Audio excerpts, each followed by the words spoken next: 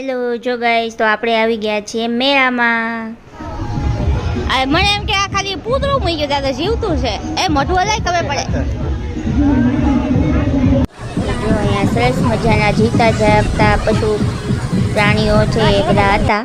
જો આ ગોરીલા તો નકલી છે ને જો આ બધું પ્રદર્શન બધું સારું હતું. ચકલા ને એવું બધા હતા. જો હાથી નરણ ને આવી મૂર્તિઓ પણ હતી. પગ કેવા છે? તો અહીંયા અલગ અલગ પ્રકારના છે વિદેશી પક્ષીઓ છે એ બધા હતા.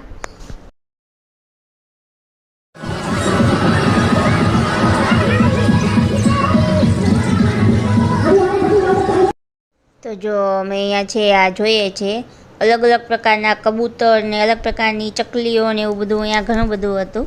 તો અમે જો આ બધું જોયું ને બહુ એન્જોય કરી, મજા આવી જોવાની. ને આ બધું જોઈ લો પછી આપણે મેળાની અંદર એન્ટર થઈએ.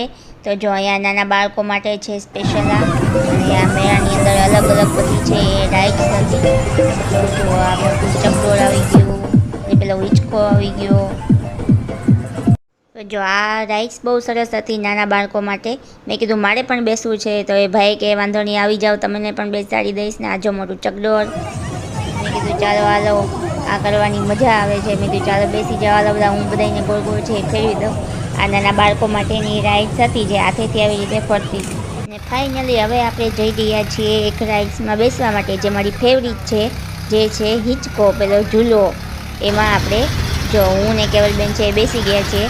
અને છેલ્લે સાવ છેલ્લે બેસવાની તો હિંમત ના આવી, પણ છેલ્લેથી ત્રીજા પગથિયે છે હું બેઠી. મેં ચાલો મજા કરી. અને અમારી રાઈડ છે ચાલુ થઈ ગઈ છે. શરૂમાં તો મજા આવી, પણ પછી જેમ ઉપર જાય એમ ભાઈ સાહેબ અલગ પ્રકારનું જે ફીલ કહેવાય ને, શરીર ન્યાન્યા ને હાથમાં આપણો વયો જાય બહાર એવી ફિલિંગ આવતી હતી, પણ મજા આવી આમાં.